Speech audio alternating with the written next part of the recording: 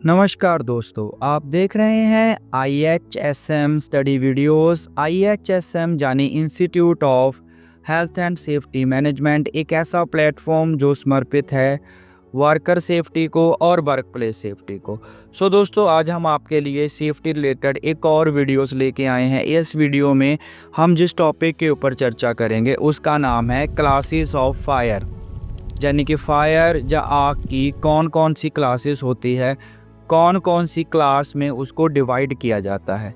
तो इस टॉपिक में जो सबसे पहली चीज़ हम लोग डिस्कस करेंगे दोस्तों, या समझेंगे, वो ये है कि फायर को क्लासिफाइड क्यों किया जाता है। ऐसे क्या कारण है जिन वजह से फायर को क्लासिफाइड करने की ज़रूरत पड़ती है या अलग अलग कैटेगरी में डिवाइड करने की ज़रूरत पड़ती है। दोस्तों, जो फायर को कैटेगराइज किया जाता है या फायर को जो क्लासिफाइड किया जाता है वो किया जाता है दो चीज़ों के ऊपर। जो सबसे पहला होता है द टाइप ऑफ फ्यूल, यानी कि कौन से टाइप का फ्यूल वहाँ पे यूज़ हो रहा है। हमारे पर्यावरण में फ्यूल में हमारे पास solid type fuels, liquid type fuels और गैसेस फ्यूल आते हैं। तो जिस भी फ्यूल को यूज़ किया जाएगा या जो भी फ्यूल उस फायर में बर्न होगा उसके बिहाफ पे फायर को कैटेगराइज किया जाता है। और दूसरा जो फायर को कैटेगराइज किया जाता है या क्लासिफाइड किया जाता है वो किया जाता है उसके द मेथड ऑफ एक्सटिंग्विशन के, कि उस फायर को या उस टाइप की फायर को या उस क्लास की फायर को किस तरीके से बुझाया जा सके। तो ये दो तरीके होते हैं या दो मेजर बड़े कारण होते हैं जिन वजह से फायर को क्लासिफाइड किया जाता है। दोस्तों, अगर हम फ्यूल की बात करें तो फ्यूल क्या होता है। Fuel is anything which one is known as fuel. Fuel कोई भी ऐसी चीज जो जलती है, जो फायर के केस में जलती है, जब फायर के केस में जो फायर का भोजन होता है या जो एज अ ईंधन जलता है उसको हम फ्यूल कहते हैं। और हमारे पर्यावरण में फ्यूल की तीन क्लासेस पाई जाती हैं या तीन कैटेगरी पाई जाती हैं दोस्तों। एक होता है सॉलिड फ्यूल यानी ठोस फ्यूल्स, दूसरे होते हैं लिक्विड फ्यूल्स और तीसरे होते हैं गैसेस फ्यूल। तो ये तीन कैटेगरी पाई जाती हैं। इसमें दोस्तों हमारे पास सॉलिड में जैसे आ जाता है लकड़ी, कपड़ा, रबड़, प्लास्टिक एक्सेट्रा। लिक्विड फ्यूल में हमारे पास आ जाता है जैसे पेट्रोल, डीजल, कैरोसिन एक्सेट्रा। और गैसेस फ्यूल में हमारे पास आ जाते हैं जैसे कि LPG gas, CNG gas, hydrogen, acetylene etcetera. दोस्तों, इनके बिहाफ पे जो फायर है उसको क्लासिफाइड किया जाता है। अब फायर की कौन कौन सी क्लासेस होती हैं। दोस्तों, इसमें भी हमारे पास दो मत हैं। एक है हमारा एनएफपीए स्टैंडर्ड। एनएफपीए यानी कि नेशनल फायर प्रोटेक्शन एसोसिएशन। इस संस्था के अधीन जो फायर है इसको क्लासिफाइड किया जाता है। तो इसमें जो फर्स्ट क्लास ए है, ए को रिप्रेजेंट किया जाता है as a ordinary combustible solid fire. Class B में रखा जाता है फ्लेमेबल लिक्विड्स और गैसेस को। दोस्तों, क्लास सी फायर में रखा जाता है इलेक्ट्रिकल फायर को। और डी में रखा जाता है फ्लेमेबल मेटल्स को, जो भी मेटल्स जिनमें आग लगती हैं। और क्लास के में रखा जाता है यहाँ पे कुकिंग ऑयल्स, जहाँ जिसे हम कह सकते हैं किचन फायर को। दोस्तों, लेकिन हमारे भारत में एक और संस्था है जिसके अधीन इसको कैटेगराइज किया जाता है, जिसको हम बोलते हैं Indian standard IS 15683। As per Indian standard 15683 जो फायर को क्लासिफाइड किया जाता है वो रहता है नंबर एक क्लास ए फायर, जिसमें आ जाते हैं solid fire, combustible ordinary, combustible solids. दूसरा रहता है क्लास बी फायर। बी में आ जाते हैं हमारे flammable liquids like petrol, diesel, kerosene. और क्लास सी में आ जाती हैं flammable gases, LPG, CNG. Then here D में आ जाते हैं दोस्तों कंबस्टेबल मेटल्स जैसे एल्युमिनियम, सोडियम, पोटाशियम।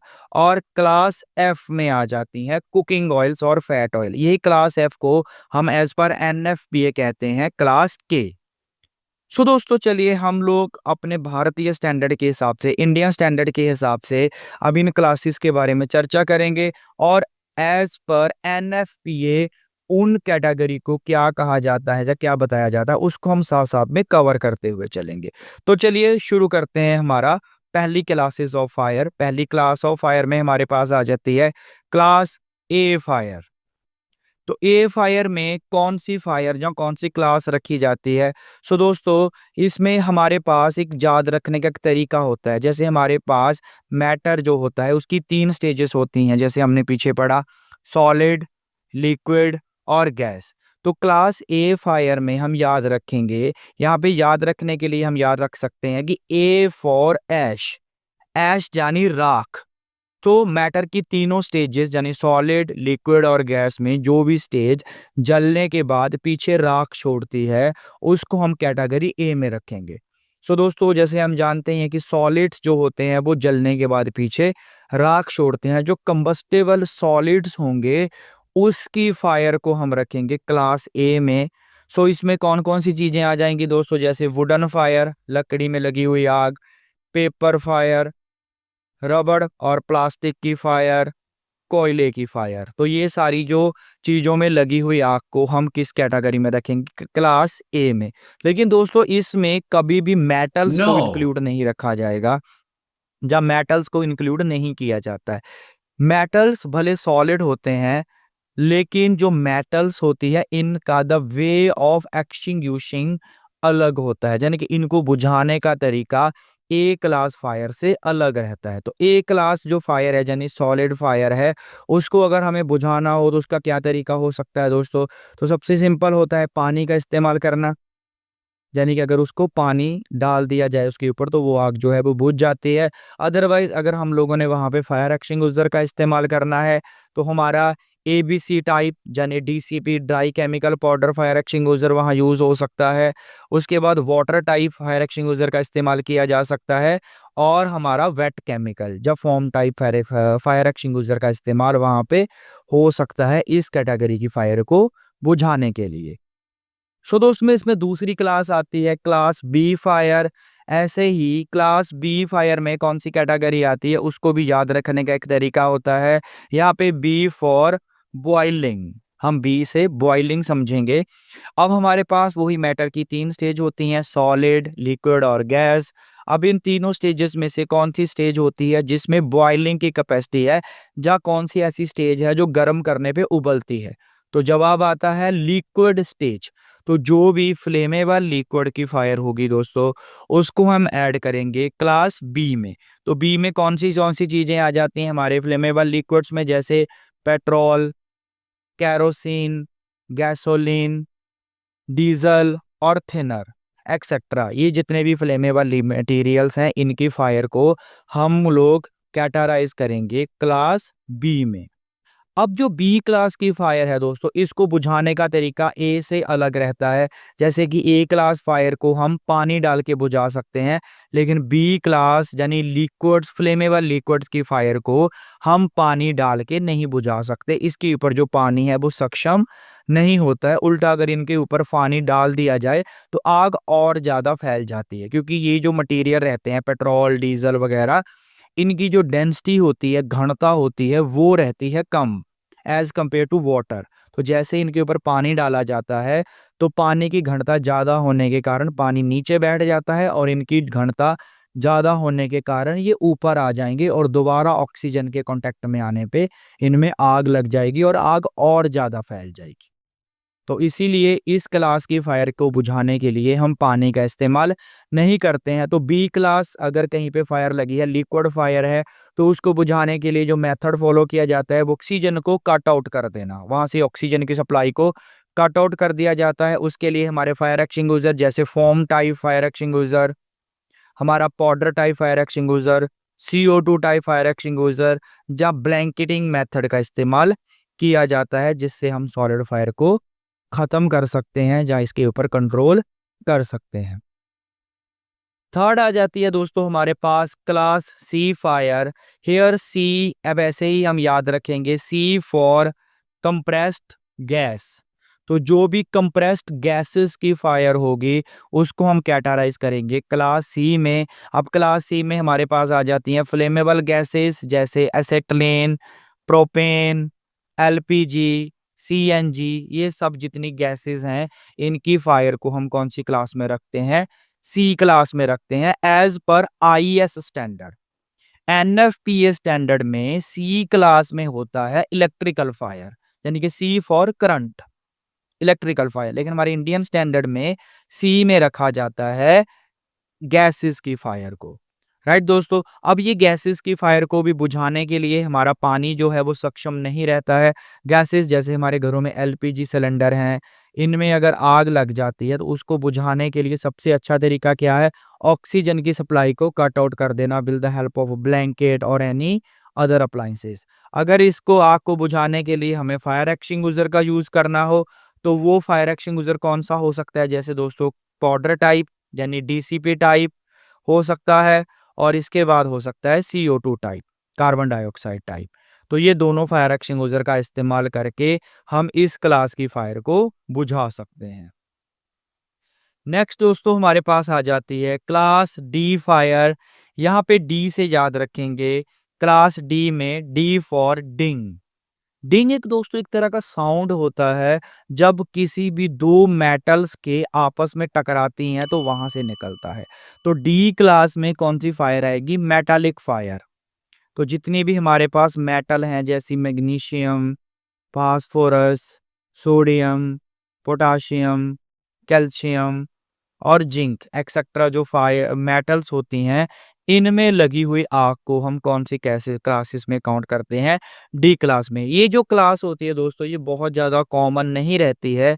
अक्सर कुछ ही इंडस्ट्रीज में ये जो मेटल्स हैं ये पाई जाती हैं और इनकी फायर पाई जाती है। ये जो मेटल्स होती हैं इनमें बेसिकली जो फायर लगती है, जैसे मैग्नीशियम हो गया या पोटाशियम वगैरह हो गया, इनमें लगती है पाउडर फॉर्म में फायर। और इनका जो इग्निशन टेम्परेचर होता है, यानी कि इनका जो आग लगने के लिए जो रिक्वायर्ड हीट की रिक्वायरमेंट है या रिक्वायर्ड टेम्परेचर होता है, वो भी बहुत हाई रहता है। Like 3000 degree Celsius, 4000 degree Celsius, इतने हाई टेम्परेचर पे अगर ये पाउडर फॉर्म में मिलेंगी तो वहाँ इनमें आग लगती है। ये आग बहुत ज़्यादा कॉमन नहीं रहती है, लेकिन इस फायर पे भी हम पानी का इस्तेमाल नहीं कर सकते, इसीलिए सॉलिड होने के बावजूद भी इस कैटेगरी की फायर को हम ए क्लास में नहीं रखते हैं या डी क्लास में रखा जाता है। और इसको बुझाने के लिए एक स्पेशल फायर एक्सटिंग्विशर का इस्तेमाल किया जाता है, जो डीसीपी होता है, यानी ड्राई केमिकल पाउडर ही होता है, लेकिन उसके ऊपर क्लास डी लिखा रहता है। ठीक है दोस्तों, तो ये क्लास होती है डी। उसके बाद नेक्स्ट हमारे पास आ जाती है इलेक्ट्रिकल फायर। इलेक्ट्रिकल फायर को बेसिकली ई से नहीं रिप्रेजेंट करते, डायरेक्ट इलेक्ट्रिकल फायर लिखा होता है, जहाँ उसके ऊपर ये जो आपको स्क्रीन पे साइन दिख रहा है, ऐसा साइन जो है वो बना रहता है। ये साइन रिप्रेजेंट करता है कि ये जो फायर है वो इलेक्ट्रिकल रिलेटेड है। अब इलेक्ट्रिकल फायर में कौन कौन सी चीजें आ जाती हैं? जैसे electrical appliances, live electrical equipments like Motors, generator, photocopier machine, computer etcetera की जो फायर है, उसको हम किस में काउंट करते हैं? इलेक्ट्रिकल फायर में। ऐसी फायर, ऐसे सॉलिड जिनके अंदर इलेक्ट्रिसिटी जा रही है, उसको हम क्या कहेंगे? इलेक्ट्रिसिटी की इलेक्ट्रिकल फायर। सो दोस्तों इलेक्ट्रिकल फायर के साथ फाइट करने का या इलेक्ट्रिकल फायर के साथ जब भी हमें डील करना है तो उसका सबसे पहला मेथड होता है उस इलेक्ट्रिकल फायर को इलेक्ट्रिकल क्लास से ए क्लास में कन्वर्ट करना। और वो कैसे पॉसिबल है?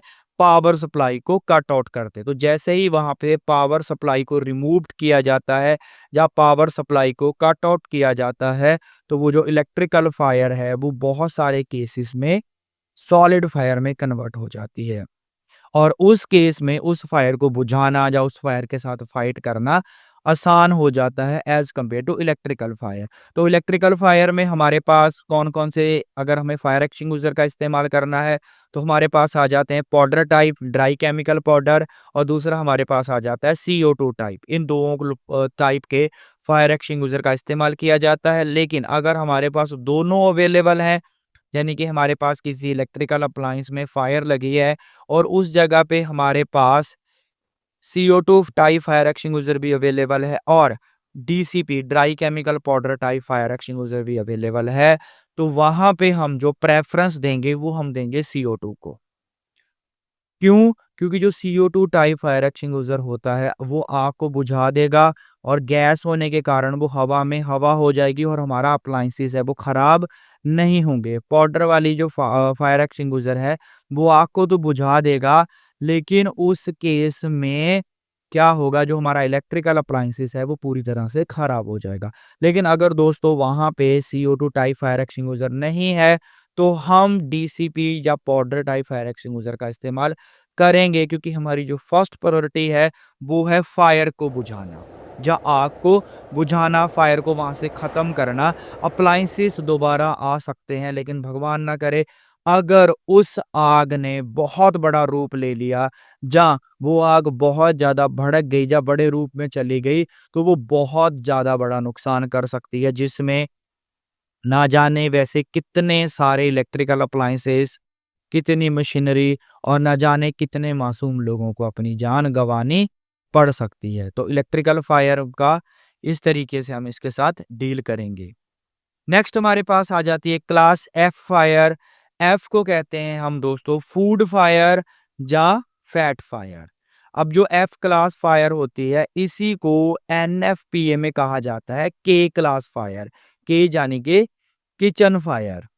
सो लेकिन इन द IS स्टैंडर्ड इसको कहा जाता है एफ फॉर फूड फायर या फैट फायर। तो जो भी हमारे फैट ऑयल्स होते हैं, फूड ऑयल्स होते हैं, लाइक के जिसमें वेजिटेबल और एनिमल नॉन सैचुरेटेड फैट्स हो गई, कुकिंग अप्लायंसेस हो गए, कुकिंग ऑयल हो गए, लाइक ऑलिव ऑयल हो गया, मेज ऑयल हो गया, बटर हो गया, इन सब की जो फायर होती है या इन सब में जो आग लगती है उसको हम रखते हैं क्लास एफ कैटेगरी में। सो एफ कैटेगरी की फायर को अगर हमें बुझाना है तो उसके लिए हमारा wait chemical type fire extinguisher का इस्तेमाल किया जाता है। वो फायर एक्सटिंग्विशर इस फायर पे सबसे ज़्यादा सक्षम होता है, सबसे ज़्यादा कारगर होता है, और वो जो फायर को हम बुझा सकते हैं। ऐसे ही दोस्तों अगर हमारे घर में हम लोग किचन वगैरह में काम कर रहे हैं और कढ़ाई है, कढ़ाई में ऑयल डाला हुआ है, उसमें अगर आग लग जाती है, तो वहाँ पे अगर हमारे पास फायर एक्सटिंग्विशर नहीं है, वो आग अभी स्टार्टिंग लेवल पे है, तो सबसे आसान तरीका होता है वहाँ पे ऑक्सीजन की सप्लाई को कट आउट कर देना। पैनिक नहीं होना है, ऑक्सीजन की सप्लाई को हम कट आउट कर सकते हैं कि उस बर्तन के ऊपर या उस कढ़ाई या उस फ्राई पैन के ऊपर किसी और बर्तन से या किसी प्लेट से उसको कवर कर दिया जाए, जिससे क्या है ऑक्सीजन की सप्लाई कट आउट हो जाएगी और वो जो फायर है वो बुझ जाएगी, वो जो आग है वो बुझ जाएगी। ऐसे दोस्तों अगर हम अपने घर में काम कर रहे हैं, इलेक्ट्रिकल सॉकेट में किसी वजह से आग लग गई है, तो वहाँ पे हमें सबसे पहले इलेक्ट्रिकल सप्लाई को कट आउट करना है, और वहाँ पे हम हमारे घर में जैसे आटा रहता है, फ्लोर, जैसे हमारे घर में मैदा रहता है, तो उसको हम एज़ अ पाउडर उसके ऊपर अगर मार देंगे सॉकेट के ऊपर, तो उस केस में हम वो सॉकेट की छोटी-मोटी फायर को बुझा सकते हैं। तो ये दोस्तों हमारे पास कुछ फायर रिलेटेड की क्लासेस ऑफ फायर रिलेटेड हमारा टॉपिक था, जिसमें हमने फायर की अलग-अलग क्लासेस के बारे में आप लोगों के साथ जानकारी साझा की। आई होप आपको आज का टॉपिक भी बढ़िया लगा होगा। सो दोस्तों अगर आप सेफ्टी प्रोफेशन से हैं, जहाँ आप लोग सेफ्टी रिलेटेड कोई कोर्सेज़ करना चाहते हैं, आइदर नेशनल और इंटरनेशनल, और या फिर अगर आप कॉर्पोरेट कोई ट्रेनिंग्स करवाना चाहते हैं सेफ्टी रिलेटेड, या कोई other services like audit, like consultancy services या BVS कंसल्टेंसी, किसी तरह की कोई भी सर्विसेज लेना चाहते हैं, तो आप स्क्रीन पे दिए हुए नंबरों के थ्रू हमारे साथ कांटेक्ट कर सकते हैं। हमारा जो ऑफिस है वो दिल्ली में कालिंदी कुंज में है। आप आपको इस वीडियो के डिस्क्रिप्शन में हमारा कॉन्टैक्ट नंबर, हमारे यूट्यूब चैनल का लिंक और हमारे ऑफिस का एड्रेस भी मिल जाएगा, आप वहाँ पे विजिट भी कर सकते हैं। सो IHSM जो है वो आपका safety, health and safety partner है, और हम यही आशा करते हैं कि आप हमें ज़रूर मौका देंगे। तो आज की इस वीडियो को हम यहीं पे समाप्त करते हैं दोस्तों। आई होप आपको वीडियो अच्छी लगी होगी। चैनल को सब्सक्राइब करें, और किसी भी सेफ्टी रिलेटेड टॉपिक्स के ऊपर कोई ट्रेनिंग या कोर्सेज़ के बारे में अगर आप जानकारी चाहते हैं, तो स्क्रीन पे दिए हुए नंबरों के थ्रू आप हमारे साथ कांटेक्ट कर सकते हैं। आप सबका बहुत-बहुत धन्यवाद। आज के सेशन को हम यहीं पे समाप्त करते हैं। Signing off IHSM। Thank you so much.